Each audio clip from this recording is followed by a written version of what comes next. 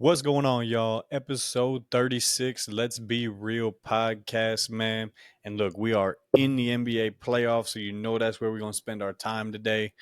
Obviously, got a little bit of news from the NFL. We're going to touch on that in a later episode because right now, man, we're in the thick of it. We got conference finals going on. Just had our first game last night with the Thunder and the not Thunder and Nuggets, with the Thunder and the T Wolves. So we're definitely going to talk about that. We're going to get into that. We're going to get into some of the last series and just implications coming out of those because it has been. I think the last time we did an episode was right in the middle of last series. So we're going to talk about that, some of the things that came out about that, and going to look ahead to this next series as well with the Pacers and the Knicks. And so, we're going to get into all that. But first, you know how we do it. Got to get into the wine first. And so, look, we're back on the red kick. It's my kind of wine. And so today I actually have it's a Beaujolais. So this is Laurent Delaunay, a Beaujolais-Villages 2023. Really light, dry red wine. Really, really drinkable. So super easy to drink. You get kind of in the smell, you get some floral, you get some berries, and then in that flavor, you get really good, like kind of burst of like raspberry flavor, and with a little bit of like a mineral hint towards the end, but definitely a lighter wine. So when you think of reds, usually you think like, oh, steak, dinner. I would say this is almost more like you would almost treat it like a rosé almost. So with some lighter meats, maybe a little charcuterie, something like that. Or look, just sipping on it, watching some NBA games like I'm going to be doing tonight. And so this one, man, I probably give this one 8.7 out of 10, 8.5 out of 10. But very solid wine, very solid wine. So definitely go check it out. Not a bad price point. I think it's around $20 range. So if you're looking to get into a French wine that's a little bit lighter, definitely recommend it. And so, look, we're going to start off, man. We're going to start off with the last series or last round. And we're going to start off with the Thunder and the Nuggets. And so the reason when we're going through these previous series, the real thing I want to kind of focus in on is the team that lost. Because obviously we're going to talk about the teams that won as as we get into this round, the conference finals. So it's going to be heavy on just the losing side, I would say. And so starting it off with the Nuggets, man, and look, the Nuggets it's interesting because and we're going to talk about it with Boston some, but and if you've listened to the podcast, I've mentioned this before, but it's just that we went. You got to think we're 2 years removed from thinking that the Nuggets were going to go on a dynasty run and that Jokic was going to cement himself as one of maybe top 10 to 12 players ever. And yeah, that's kind of the trajectory we're going on heading into the last season, coming off their championship, was okay, who's going to beat them? And now 2 years later, we're looking, they fired their coach, fired their GM. And when you're looking at the team, it's hard to see them competing with this team as presently as presently constituted. And so when you look, you have some tough issues here. Is one, Jamal Murray, his extension, his 4-year extension kicks in this next year. So he has $200 million owed to him starting next season. So not really a movable piece. And he's probably got the most value if you were looking to make a move. Next, you got MPJ, who, look, has had flashes that he can hit big shots. He can have big moments. But also, I mean, you're coming off a playoff series and playoffs where he was hurt, which has been kind of a routine thing for him. And he played some of his worst basketball. So if you're looking at a Michael Porter Jr. trying to move him, you're going to get his kind of lowest value. And so the only other piece that kind of makes sense that maybe would be valuable to teams would be a Christian Brown. But I think that's kind of what got the Nuggets into this in the first place was, moving pieces that were proven. And it's a little bit different because Brown is also younger. But moving proven pieces, thinking like, okay, we can draft some guys to replace what we're losing. And look, Strother had a big game. He had a big 12-minute stretch in game 6 that was huge for him, but came back to earth. Russ had arguably his worst 5-game stretch of basketball in the playoffs.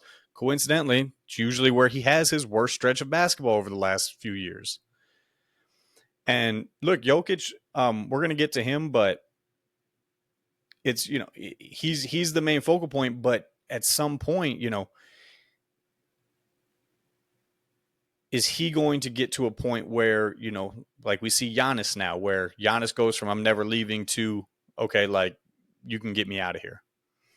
And so what we're seeing is, Jokic may be a lifetime Denver player, or in a couple of years, if Denver hasn't done what they need to do, he might be looking to leave. And so again, I don't know what moves are out there really for them to make with what they have. And so, yeah, I don't see them competing for championships really, probably in the near future, unless again they can make some great moves that I just don't see. And so next, let's move on. Obviously, with this loss, now you have Denver, who again is out earlier in the playoffs, so out in round 2. And Jokic, look, he had some big games, and if you look at his stat line, it wasn't bad, but it wasn't the standard of which we have come to kind of expect Jokic to play at, right? He had some games where, he's getting his 20, 24, but he's shooting 40% from the field. And so, look, chalk that up, Thunder defense and what they're able to do defensively. We're going to talk about them more later, but, good move in Game 7 as far as putting Alex Caruso on Jokic. And I know it's all over Twitter as far as like, how they allowed the Thunder to guard Jokic. And what I'll say is this: typically, whenever you see a guard guarding a big, in this case, Caruso and Jokic, they let guards get away with a lot because they are giving up a lot of size. So that one didn't too much bother me as much. But look, Jokic, he had a good series. He needed to have a great series. And even with him having a good series, they almost pulled it out. Got to a Game 7. I would argue that, I mean, everybody one thing I've been seeing on Twitter a lot, right, is a lot of Jokic accounts, fans talking about, his help. And what I'd argue is, I think Jokic, looking at the full 7-game series, Jokic, SGA are the top 2 players. I would say the next 2 are Denver guys, like Jamal and Aaron Gordon. Because, look, Jalen Williams played terribly. And there wasn't another Thunder guy who really like had this big series. And Jalen had an awful series outside of 2 games, and one being Game 7. So, I mean, you could legitimately argue that Jokic had the better supporting cast in that series. But he also had some games where, again, and look, I don't consider him in this kind of top area yet. But when you have people pushing Jokic into this top 10, top 12, top however many players, now look, I think he's probably around 15 or so right now. But when you get into that kind of rarefied air in the NBA, you're held to a different standard. It's just what it is. And when the playoffs come, you're expected to play to the standard you've set. And he didn't do it. And so, look, I think, is he still the best player in the world? Yes. But does this kind of, again, it kind of just, and I think I talked about it in the last episode, it kind of just stymies that conversation for a little bit as far as where he ranks. People wanted to put him in like, oh, him versus Hakeem, him versus Shaq, which you're talking about top 10 guys of all time. And I think this series, for now, has kind of put that to bed. Now, look, if he comes out next year, has another great season, wins another MVP, and they're in the finals again, it changes. They win a championship, it changes. But for right now, we've seen him win a championship and then get bumped early in the playoffs twice. And again, for the standard we hold guys best player in the league to, that's not good.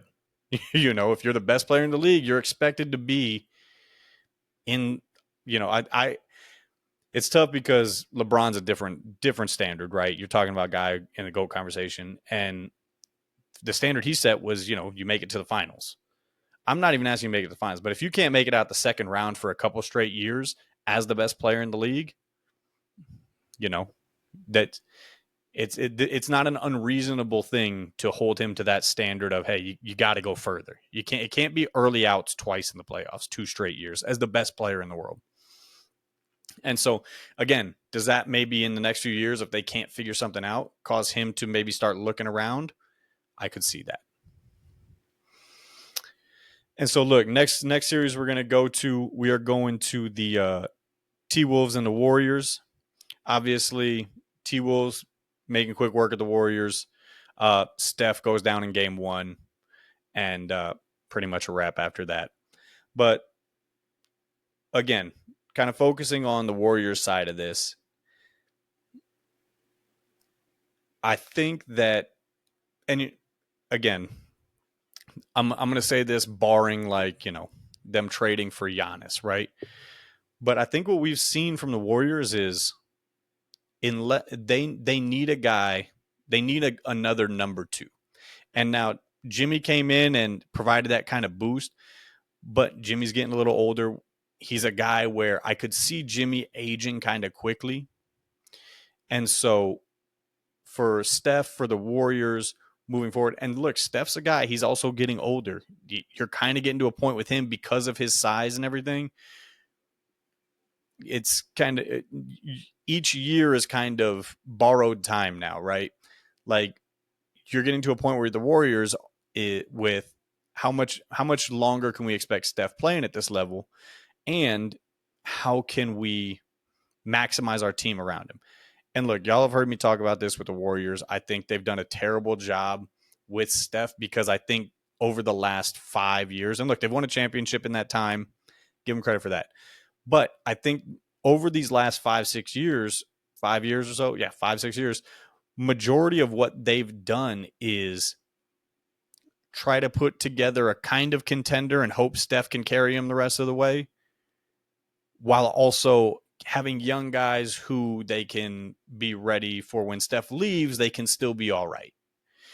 And I've been a big proponent of, I thought they should have gone all in multiple times. Look, if there was ever going to be a year where you had the opportunity to parlay some of those young guys, Jonathan Kuminga's value's probably never been higher. When it looked like he was arguably going to have zero value going into this offseason, he has a couple really good playoff games. And all of a sudden, he might be a piece that you can kind of parlay along with some other things and get a good number 2. The problem is, what's really out there this year? I mean, Kevin Durant, we've seen that. Kevin Durant's not the same as he was. Steph's not the same as he was. We'll see what Draymond comes back as. I don't know if that pushes them back into, I think they'd be contenders. I don't know if they'd even be the favorites.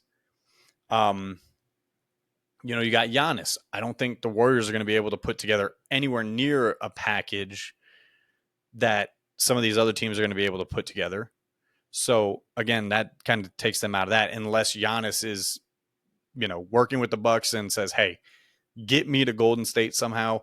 And the Bucks agreed to get him to Golden State somehow. So again, it's tough because what moves are out there for you to make this offseason? that are really big needle movers, maybe like a Lauri Markkanen. Does that bring you to contenders? Maybe kind of bottom tier contenders, sure. But yeah, so again, it's just, I think that it's tough, right? It's just the Warriors, I think we're kind of, and we're seeing it kind of across all these older teams where, some of these guys, the Stephs, the LeBrons, the KDs, getting bumped early in the playoffs. And it's kind of like we're seeing, okay, we need to start getting ready for the NBA without them making deep runs unless they are able to get one of these other top players. But again, credit to the Timberwolves. I thought they would win this series regardless. I thought they just posed too many problems for the Warriors as far as with their defense and their length. But yeah. And then, so that brings us to next series we had was the Pacers and Cleveland. And look, Pacers came out, showed they are legitimate.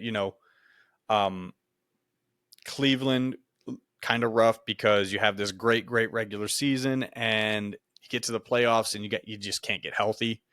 Donovan Mitchell, again, just kind of in a weird place where do we kind of view him? Never been past the second round, but when you look, I mean, it's like, what else can you expect him to do?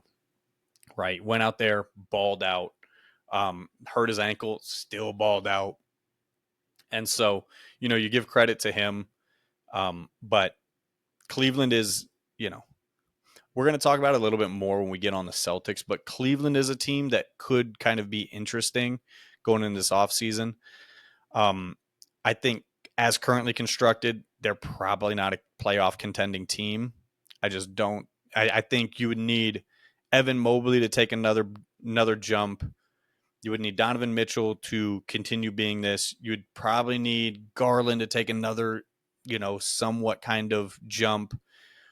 And for them to be kind of that mid-tier contending team. But, and we can kind of segue into it from there. Into the Celtics series, because with the Jason Tatum injury, and look, so going into that Boston series, let me start with this one. The question that, because again, I had Boston kind of breezing through the series. I didn't think there was going to be any issues for them.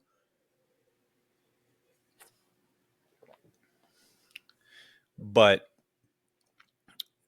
what I will say is I would still kind of, I think, to me, that series came down to Boston giving it away. And look, don't get me wrong, like the Knicks capitalized on Boston's mistakes. But Boston, to me, gave that series to the Knicks as opposed to the Knicks taking it from Boston. And look, kind of depending on where you fall at with the 3-point shot and this kind of new age offense of just really heavily leaning into the analytics and 3-point shots. If you were against it, this series was your favorite series to watch because it proved kind of why analytics is something that works in an 82 game sample size and not a 6 game sample size, and why there's a lot more kind of variability and room for kind of error in analytics. Because when you get into this 7 game series, over an 82 game series, if you have 4 games where you shoot terribly and you have 78 games where you shoot great, you're obviously going to be a great shooting team. But in a 7 game series, if you have 4 games where you shoot terribly, it's going to cost you a series. And so I think that, and again, I'm not even really against analytics because I think Boston kind of bailed out the Knicks where, because analytics says 3-pointers, layups, 3-pointers, dunks, free throws. And I think Boston has, in that series, had a number of opportunities during Knicks runs or kind of when they were trying to hold off the Knicks or kind of climb back in it, where they had an opportunity to lean into the layup side, the dunk side, the free throw side of analytics, and gave that up for the threes. And look, they've done that all year. It's what got them to where they were at. But again, when you're talking about the sample size of an 82 game versus a 6-game series, it leaves you open to those kind of things.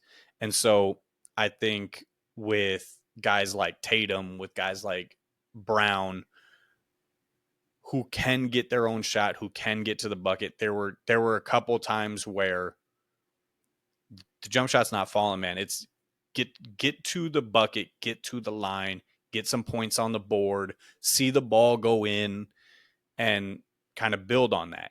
And I think that they kind of, again, they kind of leaned only halfway and they leaned like half analytics as far as like, we're just going to do the 3-point shot, which again, we see why that can be an issue. Obviously with the Tatum injury, and again, I think I believe we did the podcast right after that happened, but wish him the best. Hopefully, he gets back out and gets back to the level he was playing at, because he was having a great year.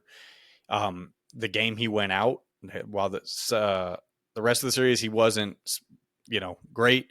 That series that game where he got hurt, he was balling, and I think they were still going to lose it, but having a great game. And so, you always hate to see a player go down with something like that, and just wish him a speedy recovery. But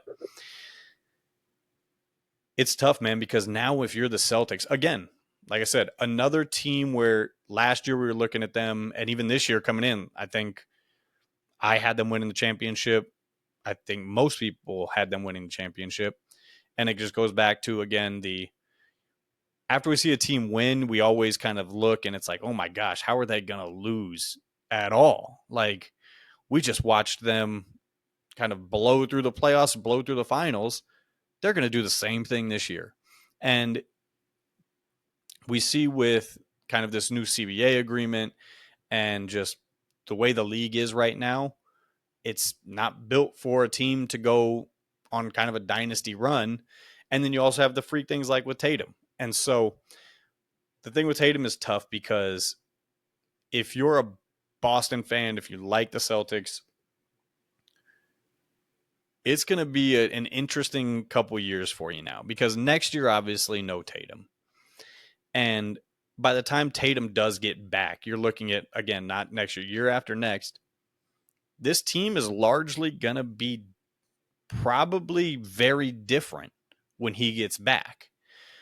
And so when you look at it, I mean, one, they've already had the ownership group talking about, the amount of money they're paying because they're in that second apron. And so just to give you guys an idea, as it currently stands right now, every $3 million that the Celtics are spending costs them an extra $25 million because they're in that second apron. So what that means is, my guess, because if you're not competing, there's no way ownership is going to be spending that kind of money. And so, look, you're going to have Horford off the books. My guess is he's probably retiring. You got Drew on the books still. I believe he's got 1 year left, so maybe a movable contract, but probably not too much value for an older guard who, look, he started showing his age in these playoffs, where he's not as reliable of a player as he had been in the past. And so, you have Peyton Pritchard, 6th man of the year. I would assume he's probably there.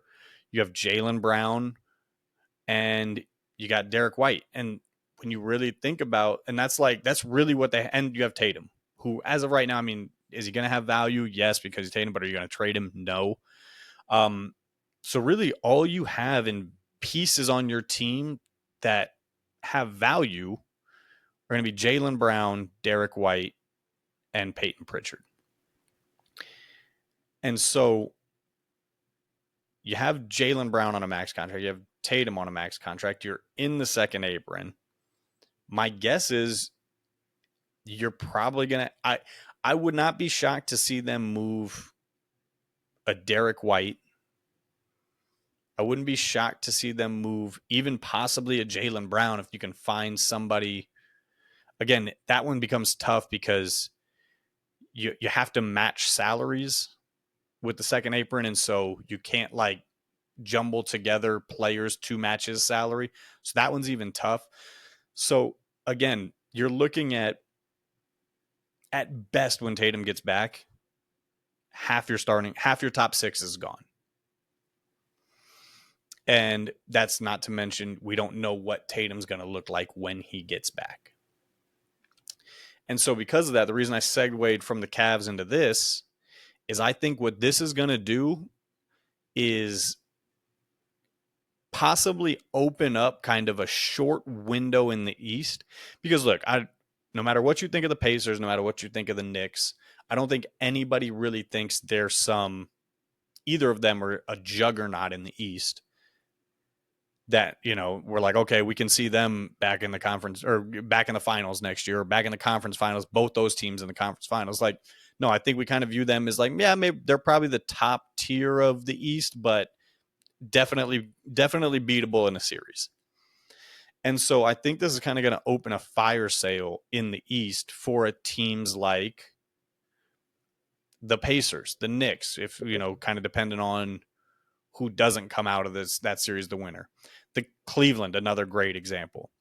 The one I saw floated that, I don't think it'll happen just because it doesn't make sense from the player's standpoint. But if, a LeBron reuniting in Cleveland, I mean, you replace LeBron with Max Strus in that series. And look, LeBron at this stage in his career, granted, he had just shown us he can be a top-level defender still, as well as still an elite scorer. He can play off the ball as he's shown. He obviously is still one of the best guys in the league with the ball in his hands. You pair that with a Mobley, a Jared Allen, a Donovan Mitchell, a Darius Garland. That's a lineup that I would say if he was to go there, that probably makes them the overwhelming favorite in the East. Again, I don't think it'll happen. I think LeBron's in LA. As much as I'd love him to leave LA, I think he's just firmly cemented in there. I don't see him going anywhere. And to go to Cleveland, he would have to opt out and then take the absolute minimum salary he can take to go to Cleveland. So again, I don't see that happening, but you get what I'm saying is something like that, where even look, we heard Giannis asking or basically saying he'd be open to leaving Milwaukee. I'm wondering if this Tatum injury doesn't even have him thinking of, maybe one more year. Let's see what we can do in the offseason. I can give one more year here while this East is wide open, because I think that's what it is next year. And so I think you're going to see some teams in the East make win now moves going into next year. And I think that would be the right move to do. And so, we'll see what that pans out to be. But if I had to make a guess as kind of how this offseason would look, that would be my guess. Perfect. And so now we're going to move ahead. We're going to go ahead into these the series that we currently have going on. So we got the Thunder, T-Wolves, Pacers, Knicks. And look, we had Thunder's T-Wolves last night. I believe Pacers, Knicks. I believe that's tonight. Let me see. Yes, that is tonight. Currently going on right now. Looks like the first quarter just started. So we're going to get through this so we can go get to that game. But, yeah, so let's go ahead. We're going to start with the Pacers and Knicks here just because we're going to dive a little bit more into the Thunder T-Wolves because obviously they had that game last night and we're going to touch on that. But this Pacers-Knicks series, man, look, so I'm willing to admit and I think I did on the last one, I was not a Pacers or Knicks believer. I thought actually had both teams losing last round. And so look, but what I will say, one, the Knicks, look, they have a solid five, and they've shown that even with Brunson on the floor as such a defensive liability, Cat on the floor as a defensive liability, they can find ways to get stops. And so now going into this Pacers series, that Pacers offense is crazy. They got a lot of guys. They go about 9 deep. They got a lot of guys who can shoot and a lot of guys who can score. And Halliburton, look, man, I've never been like, I've never really, let me not say I've never liked his game, because I like his game. It's good. But when you watch, I've never watched his game thinking like, wow, he's like a dominant player. But the way he's grown and the way he's gotten to a point where he can control the game from a scoring point of view, from a scoring point, from a passing point, like he is controlling these games, controlling the pace of the game. And so he's done great. I think he's kind of moved himself into that echelon that I think kind of like a high tier star, kind of verging on that superstar level. I would kind of put Jalen Brunson in this same category. But look, hit big shots in that last series, misses a free throw at the end of the game, pulls it out, hits a 3 for game. Just things like that, where it just kind of makes you have those kind of shots and those kind of moments in the playoffs. And look, we saw it from Reggie Miller, right? Reggie Miller is a guy who I believe is extremely overrated as far as when we look at these players, in the NBA.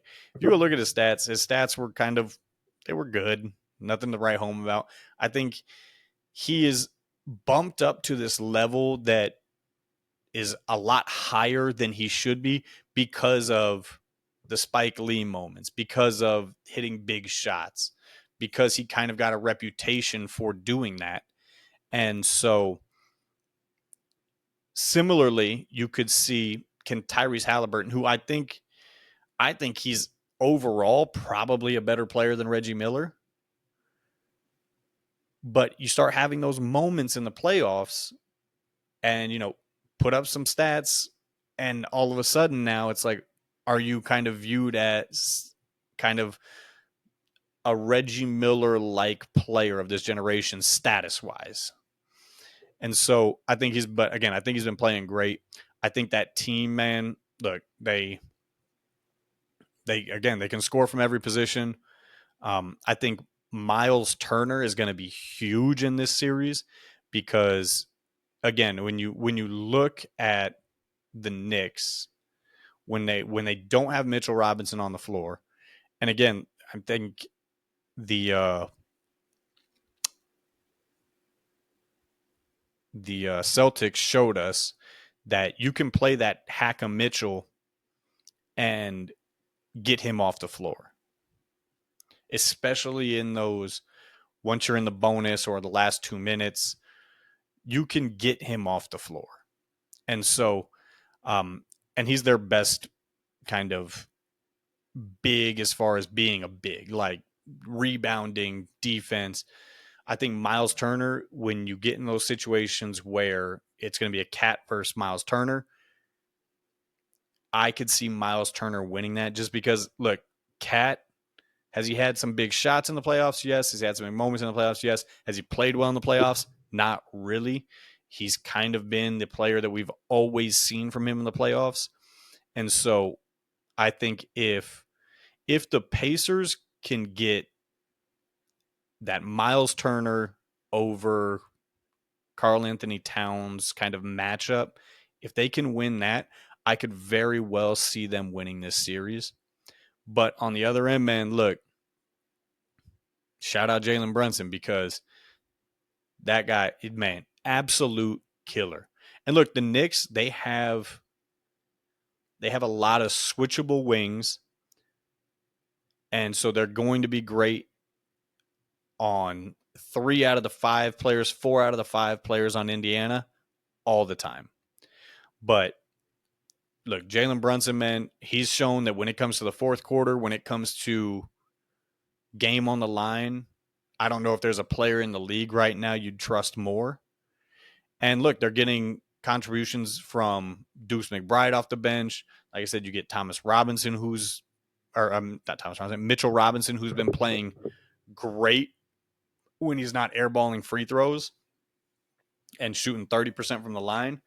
But, you know, again, and that's if he could get any resemblance of shooting it at a 60% rate, it would almost be worth it to have him on the floor, even with the Hacker Robinson and him shooting 60%, because he was so dominant defensively and being able to switch out on the wings and the guards from Boston that he could have a huge impact defensively when you're talking about on Miles Turner or in pick and rolls, being able to switch that. The real question is where is that point of where's that line of demarcation where it's more valuable to have him off the court because of the free throw shooting. So, but look, again, I think if you were to look at this matchup on paper and if you were to just go by the teams themselves, I think the Knicks are more talented. I would say the Knicks win it. The only thing, and I'm going to pick the Knicks in this series. I think it's a toss-up series. I think it's probably going 6 or 7. But the Karl Anthony Towns aspect of him not playing well, and then also just Mikal and OG have been good, but again, you kind of don't know what you're going to get from them on a nightly basis. Josh Hart, you know exactly what you're going to get. You're going to get a bunch of hustle. You're going to get a lot of rebounds from the 2-guard position. And, just he's going to play good defense. He's going to be disruptive. And then you have Brunson, who's just going to, get to his spots.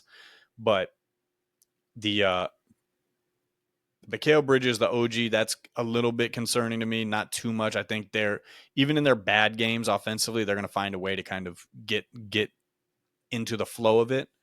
Usually, the Karl Anthony Towns aspect is that's the one that gets me, because they brought him to be that second scorer, and if he's not doing that, he's a liability on defense. I think that's a way that you see the Knicks get bounced by the Pacers. And then next, man, look, we're going to go into the series. So the West, I think personally, whoever comes out of the West, I think is going to win the championship. And so you have the Thunder T-Wolves coming into this series. Look, I was picking the T-Wolves coming in. I think, to me, looking at it prior to game 1, I thought that the Timberwolves were essentially kind of an older version of the Thunder with more experience. You have your guard, who is your offensive catalyst. That's your main player on offense.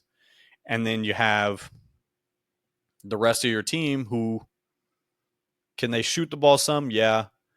But great defenders, long, rangy wings, hard to score on.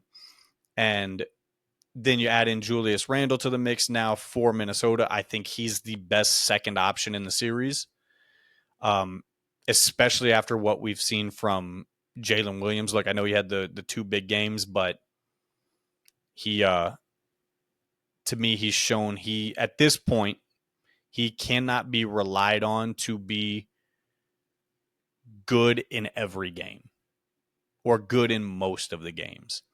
And so, to me, coming into the series, I looked at the Timberwolves as kind of a more experienced version of the Thunder. So we would see the Timberwolves win, and the Thunder kind of had taken that next step. And now we'll see next year, when they have more experience, what they'd look like. But that was kind of my thoughts coming in.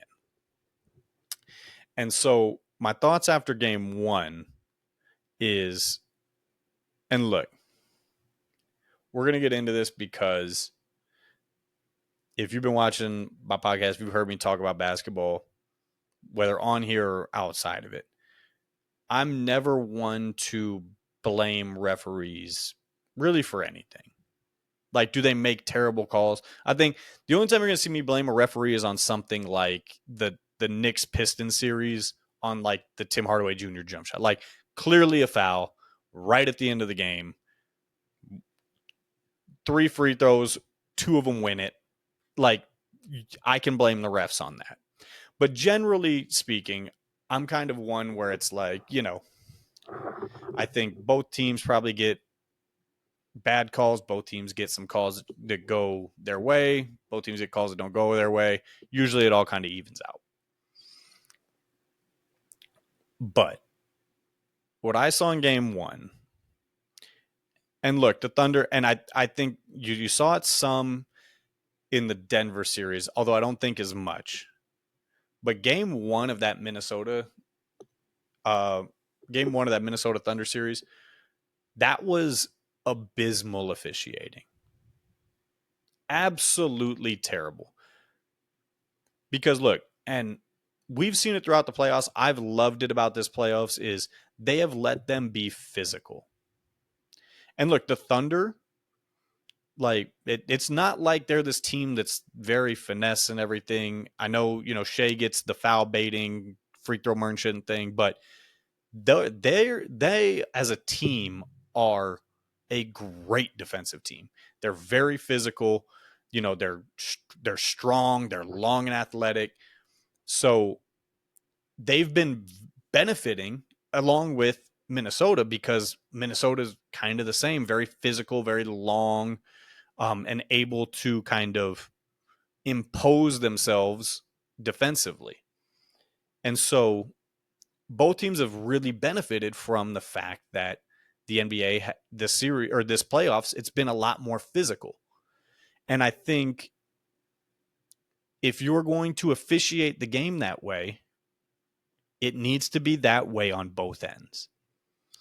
And last night's game was one of the worst as far as I've ever seen officiated as far as from a consistency standpoint.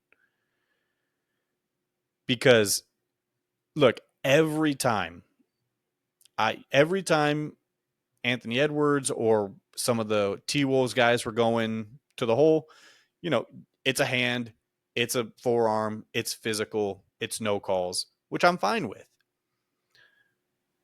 But for SGA to get some of those calls he got, again, it's one thing, I get it. You're a star, you get the star calls. That's fine. It's part of it. It's part of basketball. You're going to get some. But what we've seen throughout kind of the NBA recently is these guys who play similar to SGA. And now look, I think SGA is still phenomenal. Like, I don't think last night excluding, and again, I'm usually of the belief of I'm okay with flopping. I'm okay with selling calls. I think as an athlete, you do whatever you can do to gain an advantage. And so, again, that's why you'll never heard me. I've never been against Jokic flopping to get calls, selling calls, Embiid, LeBron, James Harden. But when you look at these guys like the Embiids and James Hardens, where they've made a living at the free throw line during the regular seasons that they're having, and then when they get to the playoffs, they have these drop-offs because they don't get those same calls. This is the first time I've ever seen a player who plays that way in the regular season come into the playoffs and get the same calls in the playoffs. And so it's something that we've always killed Embiid for and Harden for because, we always say, oh, well, they do it in the regular season, but when they get to the playoffs, they're not going to get those calls. And it's why we've seen them struggle. And so to see SGA get these calls, again, it's kind of historically not accurate. Like it's not something we typically see. And then to see the officials allow such physical play from defensively for OKC and allow physical play really for Minnesota unless Shai has the ball is just very, again, it was some of the most inconsistent officiating. And look, if you were an official and you're refereeing an NBA game, or if you're refereeing any game, look, if you're refereeing a men's league game I'm in, I don't care how you call the game. You can call the game terribly. But if you do it consistently, like if you're terrible consistently, like both ways you call terrible calls or you don't call anything both ways, I'm fine because I can adjust my game to that. But I think the worst thing you can do as a referee is make terrible calls and be inconsistent with it. And especially in this case, when it's geared towards a singular player. And so that's my thoughts on that, man. I think, look, the NBA, it's got to be better. If I was Minnesota's coach, that would have been, we've seen coaches kind of plant things in the media and after the games. I would have taken the fine. I would have taken the fine and I would have made a big point to talk about the inconsistency of the officiating last night. And so that was really my biggest takeaway. Because outside of that, I think these teams are pretty evenly matched. Again, I think the Thunder are great in a way of, we saw it last night where in that it was a close game and they went on a 10-0 run. And like a 10-0 run's not unheard of as far as like we see that, right? We see a 10-0 run kind of happens quick.